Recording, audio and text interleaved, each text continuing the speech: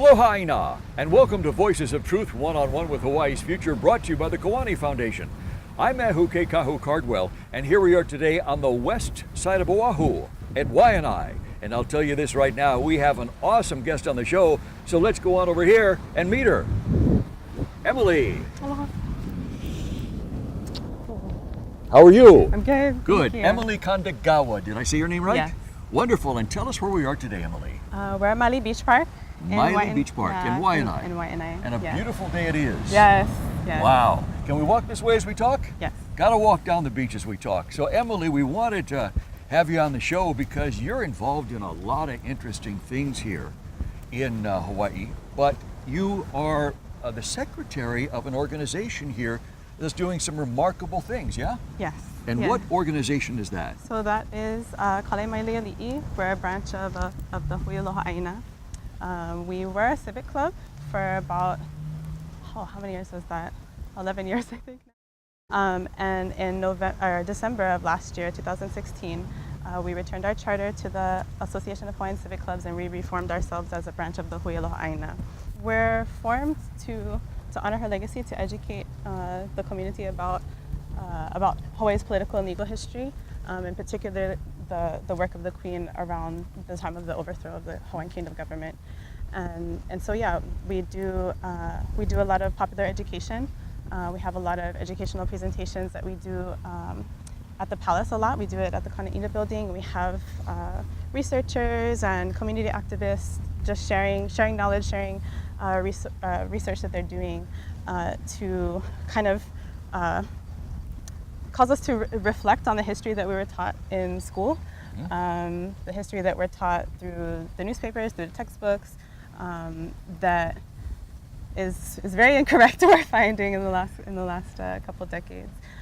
So yeah, our work is about honoring her legacy and the legacy, particularly the legacy of the common people who supported her and who fought to retain Hawaiian sovereignty.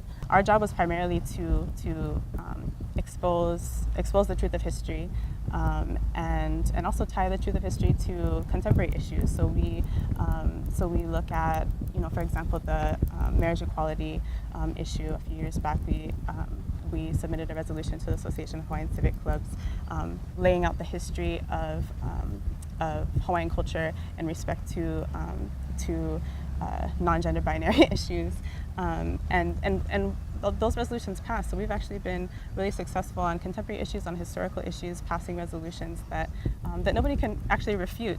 So we have a lot of inconvenient history for a lot of folks, or really hard to digest history for a lot of folks, especially at the Association of Hawaiian Civic Clubs.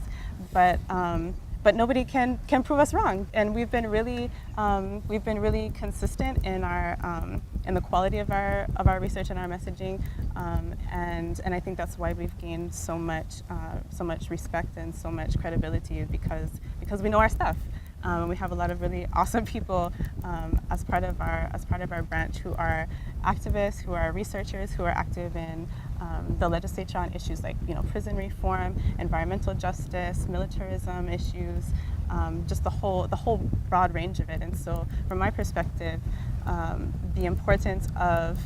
we're kind of focused on the importance of knowing our context, our historical and political context, and connecting ourselves genealogically to that, and understanding the implications of that connection as applied to contemporary issues now. Once you know all this stuff, then you have the choice of what you want to be. Yes? Yes. Yeah. It also sounds to me like, as you're describing it, Emily, the work of Kale Maili Ali'i is a lot of legacy work, yes? Yeah, I haven't thought about it in that sense, but yeah. Because it's making sure that the past and what occurred in the past and the facts of the past are never ever forgotten. Okay. And they're therefore made alive when they're brought into the present.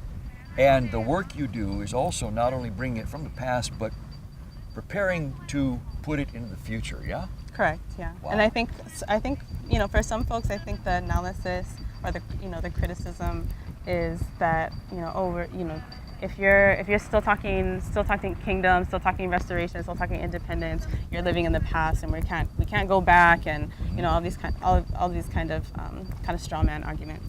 But for us, we're not trying to go back to some archaic, feel good type of thing from the past that isn't real anymore. We're practical minded people as well. But the point for us is that you can't propose a way forward, a way into the future, a progressive vision without understanding the place that you're at. And if you can't understand the place that you're at without understanding where you've been. When you look at the value of history and the value of understanding history and bringing it to the present, you're doing it from that perspective of my future is dependent on my understanding of my relationship to my past. And if we're ignoring the past, or if we're pretending that it didn't happen, and refusing to accept, acknowledge, and act on the implications of that past, then we're setting ourselves up for failure in whatever direction we're imagining ourselves going. Emily, you mentioned that Kaleimaileali'i does a lot of reenactments. Tell us about those. So we've been doing since, I believe it's 2008, 2009. We did the first reenactment called The Queen's Women, Kaleimaileali'i, which is a reenactment of a meeting that took place in 1897 at the Salvation Army Hall in Hilo. So this is like a play? It is a play. So there, so I believe it was like 1996 where we first came across this. It was a big blow up of the original article from the San Francisco Call. A newspaper. It was published September 22nd, 1897, and it was to our knowledge, it's the only written account of one of those meetings that took place when they were collecting the signatures for the petition protesting annexation to the United States. So this was a critical time in Hawaii, yes? Yes. And so it was a woman, Miss Mickelson, who was a reporter and just happened to find herself in Hawaii. I'm not sure why exactly she was in Hawaii, but she found herself at this meeting, and she had a translator with her. And so on her way back to San Francisco on the Australia, she wrote down what she had witnessed, and so one of our friends who's passed away since then, Didi Kauai, she turned this newspaper article into a play. And so it was about 2008, 2009 when we did the first reenactment. And we've been doing it every year, several times a year, ever since. And every time is different, and we don't always have the same people playing each part. The part that makes it the most impactful for everyone involved is that the audience isn't just observing, they're actually participating. And so we have the parts for Mrs. Mickelson, for her translator, for Mrs. Campbell and Mrs. Navahi, who were the president and secretary of the women's branch of the Huiloha Aina, collecting these signatures. And then we have, I believe it's 6 or 7 parts that individual audience members will have a script for. And when it's time for hearing the comments from the audience after the two women speak, then each of those audience members stands up and says the words that their ancestors spoke. And it's interesting that every time that we do it, the person who is recorded, speaking from Molokai, it's always by chance somebody from Molokai gets that part, and so really serendipitous things happen like that. A lot of times when we do that reenactment, there's always different people there. There's been U.S. military, service people in the audience who are really affected by the emotion and the truth that comes out of this reenactment when we see the intelligence and the ingenuity of those ancestors at that time to fight this injustice, and to speak from the heart, and to have the foresight that if we accept a treaty of annexation with the United States, our people are going to be in a worse off position than they are today. And lo and behold, after all of this occupation, we find ourselves, in a much worse off place than we were then. That play sounds to me like it's very interactive, yes? Yes.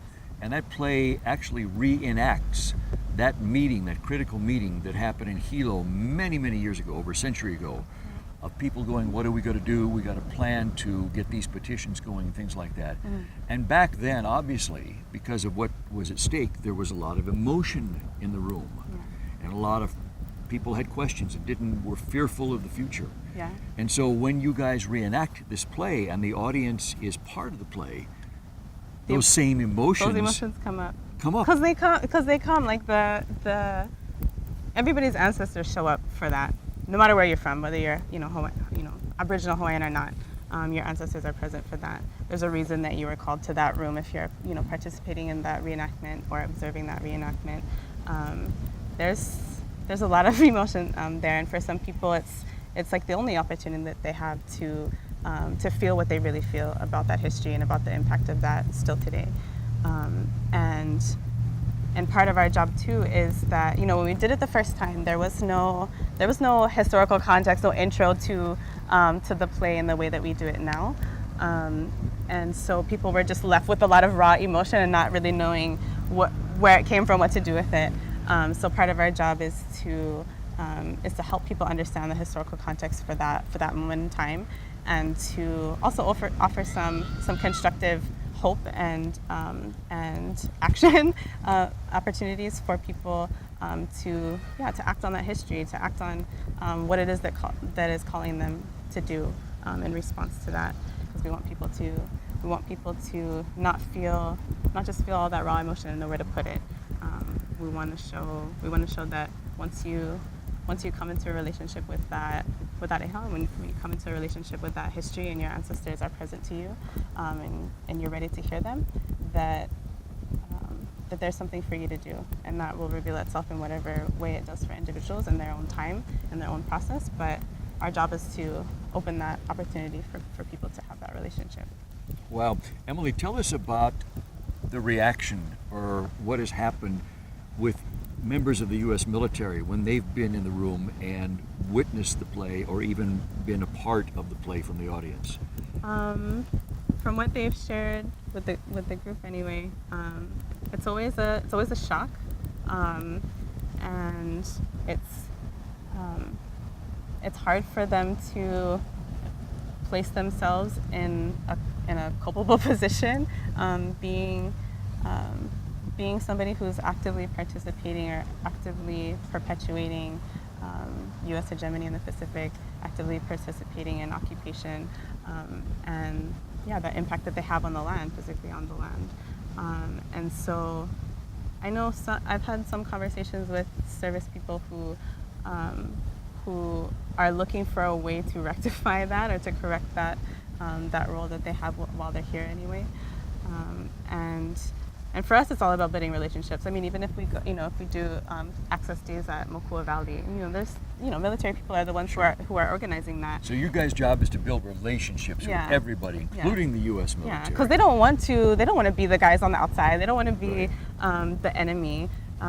They would much rather eat and be the eat good and guys. drink and be merry and be feel a sense of community. There was one other reenactment that Kalei Maili'ili'i did for many, many years, and that was with the signers of the Coup Petitions, yes? Mm-hmm. Where they took the person's name and put it on a sign. Yes, we have that. And on the lawn, like a big, big area like we are here today, and spread out thousands of the names of people who signed the Coup Petitions.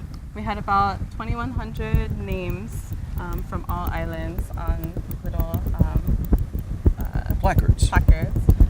So on one side had the name and the place and the age of that person, and on the other side had no treaty of annexation. And so I think we started that in 2011, about 2010, 2011, and we would lay it out kind of like a graveyard, and people would be able to walk through and read each of those names and acknowledge each of those individuals. And people were able to find their ancestors. And that's always a really especially emotional time. And people have tried to go, have been looking up and down, far and wide for their ancestors, and then all of a sudden it's right there, and they, it's a crying moment. and then some it's just the very first name that they walk upon is their coconut. So yeah. And so those placards, that collection of placards with those names, thousands of names, did quite a bit of traveling in those years. We went to Washington, D.C. in 2012, and we laid them on the National Mall. Had a big Hawaiian flag in the middle of the National Mall. And a lot of people from other countries happened to be there and were asking questions. And it's funny how well that people from outside the United States understand when we say, there was an illegal overthrow of the government, the kingdom continues to exist, and right now we're under prolonged military occupation, and they get it. You don't have to explain to them, terminology and like legality and understand what a nation state is and all of these things. They just get it, and they empathize, and they're going to share that information when they go home. Emily, how did you get involved in all this? Because at some point, like anybody, you weren't involved in this. You weren't aware of this. You were just Emily. Yeah. What happened? How'd you get involved? So I was born in the States. I was born in Lancaster, Pennsylvania, and on my dad's side we're Mississippian people, Southeastern Woodland people, Cherokee, and we're West African, North African Moorish people. My American mom's side, our family is from Donegal and County Cork in Ireland, from Stockholm and Dalarna in Sweden, and from Napoli and Sant'Anna Rosa in southern Italy. And my Hawaiian mom's side, where our family is from Hilo and Kailua Kona on Hawaii Island. And so when I was in the States, I was in my first or second, I think I was in my second year of community college, and I was doing research on nuclear weapons proliferation. I was writing an essay, and I came across the Pinky Show. And I don't know if you know the Pinky Show. On YouTube. Yeah, they have a YouTube channel and a regular website, and so I was reading their articles and watching videos about nuclear weapons, and then I came across the story of Hawaii's occupation, American occupation of Hawaii, and then I had ordered T-shirts from them, and I noticed on the packaging that it says that they're actually in Honolulu. And so when I was ready to apply to colleges, I was looking for a place for international relations, and then Hawaii Pacific University popped up. I applied to HPU, and I got in. From day one, I went down to the palace, and we were doing ceremony at the palace, and just straight into the activism around the legal political history of Hawaii and popular education around that. Well, Emily, when you got here to Hawaii, how long did it take you to become aware of Kalemaileali'i and become part of that? Oh, I think it was like 2 days later. Really? Seriously? Yeah, it was like 2 days later, yeah. Wow. Yeah. Wow, that's very unusual. Yeah. So you literally rolled off the plane ready to go because you knew your facts, you knew the history. I was ready to go to town on, in any way that I could. So I'm the type of person where, especially from my high school years when I started being exposed to information that talks about the systems of oppression operating in the world in general. I started understanding how racism works, and I was interested in it because I wanted to understand my own condition, my own circumstances, and why is life the way it is, and why am I having the particular struggles that I'm having, and what's up with my history basically and my family's, and so I was I watched that documentary, The Corporation. I was learning all of these things about how militarism and racism and white supremacy and all of these things operate and impact everybody's individual lives. And so I've always wanted to tackle those issues wherever they may be, but for whatever reason, who knows, like divine ancestral intervention, this was the issue that meant the most to me at that time, and still today. I'm finding that my own role seems to be a kind of bridge role, because for myself, I'm at the intersection of a Hawaiian national identity, a Native American identity, a Black identity, and those liberation struggles are important to it's important for them to support one another and to recognize the ways that those struggles intersect and those needs intersect, but it's also important to understand the differences between them and honor those differences and not try and conflate those issues. And so for me, I don't think any of us are going to get out of the situation that we're in with, you know, predatory capitalism and militarism and all of these things without supporting one another's struggles. And so in a lot of ways, I see this work of deoccupying Hawaii as having so many reverberating effects and so much progressive insight and inspiration for liberation struggles around the world and for remaking the world in the way that we need to see it environmentally, politically, socially, culturally, and so yeah, I really love the idea of Hawaiian internationalism in a way that inspires the kind of connections and relationships that heal the world as opposed to divide, and so that's kind of what inspires me around this work, is that it allows us to connect with people from all over the world, connect with histories and cultures and ways of knowing and ways of understanding and ways of being around the world, and that to me is what the Hawaiian Kingdom was originally at its formation, is a progressive multi-ethnic nation that was an example to the world, and I'm so excited to see that see us breathe new life into that and re-conscientize people and reawaken Hawaiian national identity and reawaken the possibilities beyond capitalism, beyond militarism, beyond Americanism. What do those relationships look like? What do those economic systems look like? What do those relationships to culture and land and ancestry and genealogy look like? And yeah, that makes me really excited. Okay, Emily, share with us, if you would, some of the ways that coming across this information and getting involved in doing the work now that you're doing, share with us some of the ways of how it's fundamentally changed you. It's changed my view of time and relationships, and it's changed my view about what I think my life is about. In other words, my life is not my own. I am only here because of the choices, the agreements, the relationships that were built millennia in Long the past. ago. Yeah, over the course of all of that time. And so I'm the embodiment of the hopes and dreams and agreements and mistakes of people in the past. And I have no way of knowing all of those relationships and agreements that were made, across the world, really.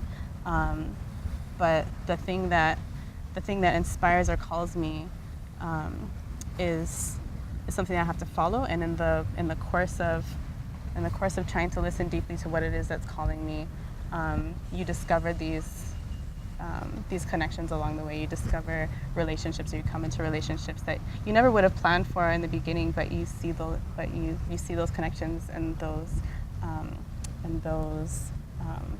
movements and those pushes for you to go in a particular direction at a particular time, and so that knowing of the connection between my life and the lives of other people across time and space, really, that's inspiring and allows me to trust in the process and trust in the power of connecting to truth, to the truth of history, to the truth of history, and to the integrity and the consistency that Kalemailei'i for me represents. That's always going to lead you where you need to go, and we've had success all of this time because we stay firm in that connection to genealogy and inspiring that connection to genealogy for other folks, and I think that's how we're going to get free. And it's just made me really, really happy to see the connections between our relationship to the land, our relationship to each other, and the importance of embracing cultural identity in a progressive way, not in a kind of nostalgic way, but in a progressive way. And yeah, to me it's the most fundamental kind of work, because it's a social work, it's an individual type of work, and at the end of the day, we're trying to create connections, we're trying to create relationships, and the only way that we're going to do the kind of that we're going to achieve the kind of healing that we need in the world is if we embrace those connections. And so for some people, I don't think they consider political work or activism work to be healing work, but I do. And I think, yeah, the way that we're going to heal ourselves in all of these different realms, like physical and spiritual, for lack of a better word, and political, is if we approach everything that we do with the mentality that we need to do healing here. So that's how it's been impactful for me. Wow, that's amazing. And you know what, Emily, that's where we have to leave it. Mahalo for being on Voices of Truth. Please don't stop. Please keep doing what you're doing. And good luck to you. I mean, just go full bore, because it sounds to me like you're making a difference, not only for yourself, but for a lot of other people too, and spreading the truth out there about what really happened in Hawaii. So mahalo to you. Mahalo to our viewers for joining Emily and me here on Voices of Truth One-on-One with Hawaii's Future. Remember, you can watch us on the web 24/7 on voicesoftruth.tv.com, and you can like Voices of Truth One-on-One with Hawaii's Future on Facebook. I'm Ahu Kahu Cardwell for the Kiwani Foundation, along with Emily here. And until next time, ahui ho!